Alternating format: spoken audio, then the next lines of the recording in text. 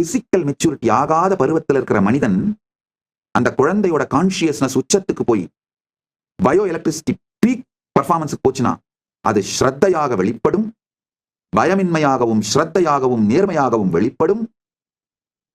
ஒரு பிசிக்கலி மெச்சூர்டான ஒரு பர்சன் உடம்புல பியூர் கான்சியஸ்னஸ் மேனிஃபெஸ்ட் ஆகி பயோ எலக்ட்ரிசிட்டி உச்சத்துக்கு போய் வெளிப்பட்டுச்சுன்னா அது பிரம்மச்சரியமாக வெளிப்படும், தியாகமாக வெளிப்படும். ஒரு பெண் பிசிக்கலி மெச்சூர்டான ஒரு பெண்ணுடைய உடம்புல கான்சியஸ்னஸ் உச்சத்துக்கு போய் பயோ எலக்ட்ரிசிட்டி பெஸ்டா மேனிஃபெஸ்ட் ஆச்சுன்னா அது கற்பாக வெளிப்படும். சாவித்ரி சொல்றா, மனத்தால் இவன்தான் என் கணவன் என முடிவு செய்து விட்டேன். இன்னொரு முறை அதை மாற்றவோ முடிவை மாற்றவோ இன்னொருவரை தேர்ந்தெடுக்கவோ இயலாது. கற்பு வருங்க.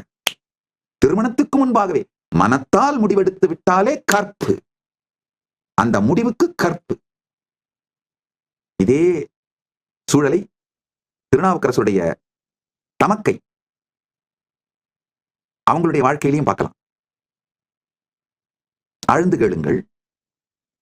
இங்க கடைசியா சாவித்ரி என்ன பண்றாங்க? சத்தியவானைத்தான் திருமணம் செய்து கொள்வேன் முடிவெடுத்து ராயல் லக்ஸுரி எல்லாத்தையும் துறந்து காட்டிலேயே போய் ராயல் லக்ஸுரி அரண்மனை வாழ்க்கை, சுகபோக வாழ்க்கை எல்லாத்தையும் துறந்துட்டு சத்தியவானோடு சென்று காட்டிலேயே சென்று வசிக்கிறார்கள்.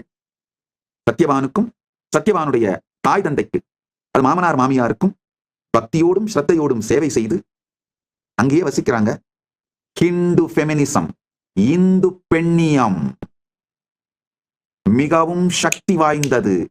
சாதாரணமா சும்மா சொசைட்டியை இன்ஃப்ளூயன்ஸ் பண்றதில்ல, பிரபஞ்சத்தையே இன்ஃப்ளூயன்ஸ் பண்ற சக்தி இந்து பெண்ணியம்.